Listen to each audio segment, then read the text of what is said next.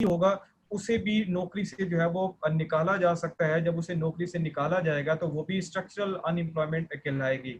इसी तरह से अगर किसी लेबर की जो स्किल्स हैं वो अप टू डेट नहीं है, नई टेक्नोलॉजी के साथ मैच नहीं कर रही, तो उसको भी निकाल दिया जाएगा। इसी तरह से ये जो वेज रिजिडिटी है, ये जो वेज रिजिडिटी का जो कॉन्सेप्ट है, ये बेसिकली कनेजियन कॉन्सेप्ट है। क्योंकि क्लासिकल जो स्कूल ऑफ थॉट था वो ये कहते थे कि जो वेजेस हैं वो क्विकली एडजस्ट हो जाती हैं।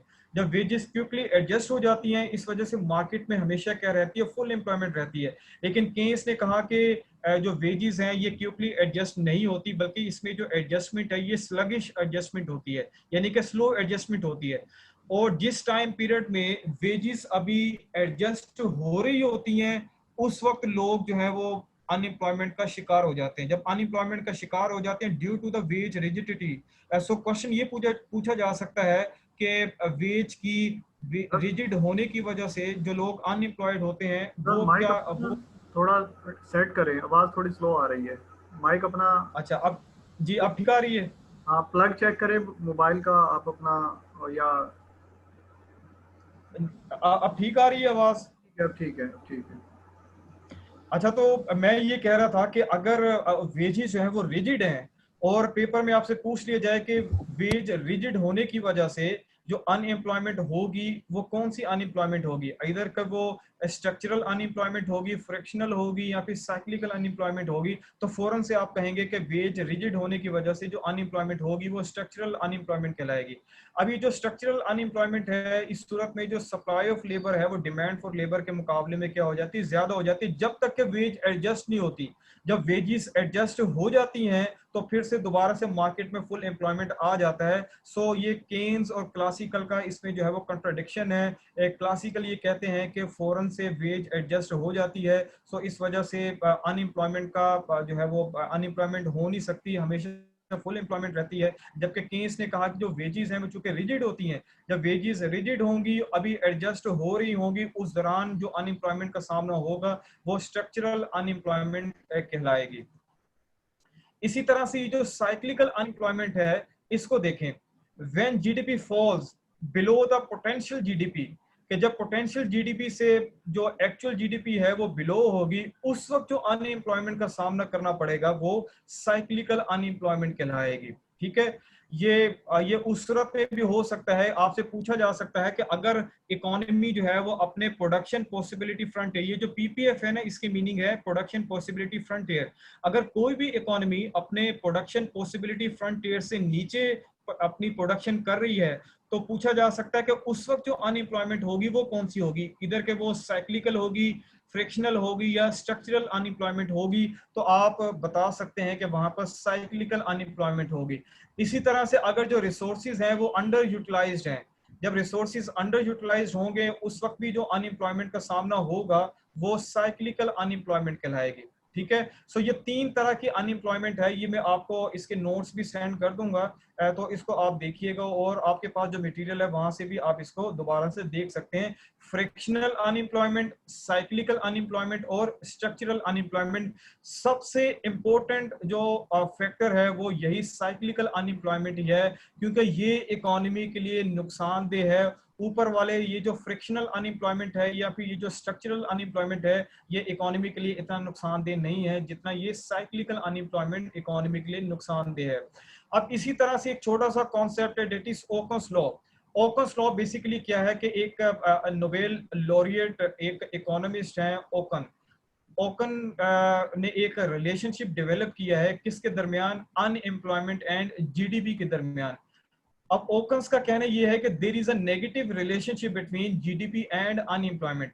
मीन्स टू से दैट कि अगर किसी इकोनॉमी में जब जीडीपी इंक्रीज हो रही होगी तो उस वक्त क्या हो रहा होगा, अनएम्प्लॉयमेंट जो है वो डिक्रीज हो रही होगी। ये जो नेगेटिव रिलेशनशिप जो डेवलप किया गया है, ये किसकी तरफ से किया गया है, ये एक नोबेल लॉरिएट इकोनॉमिस्ट हैं ओकन्स, ओकन की तरफ से ये रिलेशनशिप जो है वो डेवलप किया गया है। इसका फार्मूला क्या है, इसका फार्मूला या फिर जो इक्वेशन है वो ये देख लें कि percentage change in real GDP is equal to 3% minus 2% change in unemployment rate. ये इसका स्टैंडर्ड फार्मूला है। स्टैंडर्ड फार्मूले में ये जो 3% और 2% यूज हुआ है, ये हमेशा इस फार्मूले में यही यूज होंगे, क्योंकि जो इकोनॉमिस्ट हैं वो ये कहते हैं कि किसी भी इकोनॉमी में जो रफली जो स्पेशली जो डेवलप कंट्रीज हैं वहां पर जो ग्रोथ रेट है वो रफली 3% होता है, और 2% जो ये फार्मूले का ये हिस्सा है। सो 3% minus 2% into changes in unemployment rate.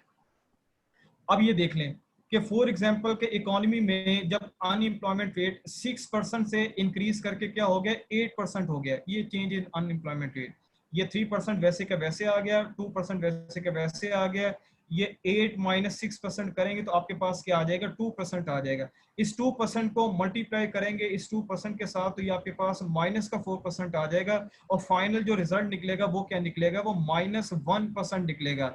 जब -1% है, ये किसको शो कर रहा है, ये शो ये कर रहा है कि इकोनॉमी में क्या पाई जा रही है, इकोनॉमी जो है वो रिसेशन का शिकार है, जिसकी वजह से जो जीडीपी है वो कॉन्ट्रैक्शन का शिकार है। जैसे करंटली पाकिस्तान में भी जो जीडीपी है कॉन्ट्रैक्शन का शिकार है, तो इसका मतलब ये है कि अगर आपका इकोनॉमी रिसेशन में है और कॉन्ट्रैक्शन का शिकार है, तो उस वक्त यकीनी बात है कि अनएम्प्लॉयमेंट का रेट क्या हो रहा होगा, बढ़ रहा होगा। तो ये एक स्टैंडर्ड फार्मूला है जिसके जरिए देखा जा सकता है कि अगर आपको ये पता हो कि कोविड-19 से पहले अनएम्प्लॉयमेंट का रेट कितना था और अब अनएम्प्लॉयमेंट का रेट कितना है, तो आपको ये पता चल सकता है कि जो जीडीपी है उसमें कॉन्ट्रैक्शन कितनी हुई है। जैसे फॉर एग्जांपल के प्री कोविड-19 अनएम्प्लॉयमेंट का रेट अगर 6% था और उसके बाद ये बढ़कर अगर 8% हो गया है, तो इसका मतलब ये है कि ये -1% से जो है वो इकोनॉमी आपकी कॉन्ट्रैक्ट हो गई है। अच्छा, एक और बात याद रखिएगा जो कि एमसीक्यूज में पूछी जा सकती है,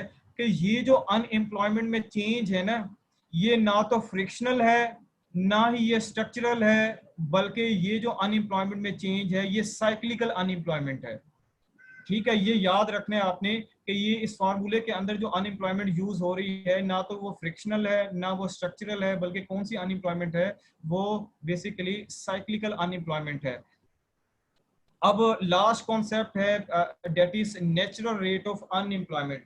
अब ये जो नेचुरल रेट ऑफ अनएम्प्लॉयमेंट है ना, इससे रिलेटेड एमसीक्यूज भी मैंने पीपीएससी के एग्जाम में देखे हैं। नेचुरल रेट ऑफ अनएम्प्लॉयमेंट कब होगा, when there is no cyclical unemployment, कि जब इकोनॉमी में कोई साइक्लिकल अनएम्प्लॉयमेंट नहीं होगी, उस वक्त जो इकोनॉमी में अनएम्प्लॉयमेंट का रेट होगा वो नेचुरल रेट ऑफ अनएम्प्लॉयमेंट कहलाएगा। अब यहां से एक और एमसीक्यूज निकल सकता है। एमसीक्यूज ये निकल सकता है कि जो नेचुरल रेट ऑफ अनएम्प्लॉयमेंट पर किस तरह की अनएम्प्लॉयमेंट एग्जिस्ट कर रही होती है, इधर के वो साइक्लिकल या फिर फ्रिक्शनल, या फिर फ्रिक्शनल और स्ट्रक्चरल दोनों, या जस्ट स्ट्रक्चरल या जस्ट फ्रिक्शनल। तो उसमें आपने ये बताना है कि जब नेचुरल रेट ऑफ अनएम्प्लॉयमेंट होता है उस दौरान इकोनॉमी के अंदर फ्रिक्शनल अनएम्प्लॉयमेंट भी होती है और स्ट्रक्चरल अनएम्प्लॉयमेंट भी होती है।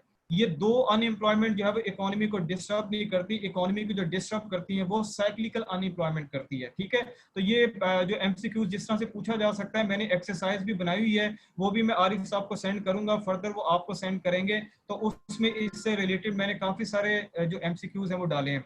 अच्छा, उसके बाद natural rate of unemployment can change, कि with the passage of time जो नेचुरल रेट ऑफ अनएम्प्लॉयमेंट है, जैसे ही आपका जो टेक्नोलॉजी का और जो इकोनॉमी का स्ट्रक्चर चेंज होगा, तो अनएम्प्लॉयमेंट का जो नेचुरल रेट ऑफ अनएम्प्लॉयमेंट है वो भी चेंज हो सकता है। आमतौर पर जो नेचुरल रेट ऑफ अनएम्प्लॉयमेंट है किसी भी इकोनॉमी में 3% या 4% तक होता है।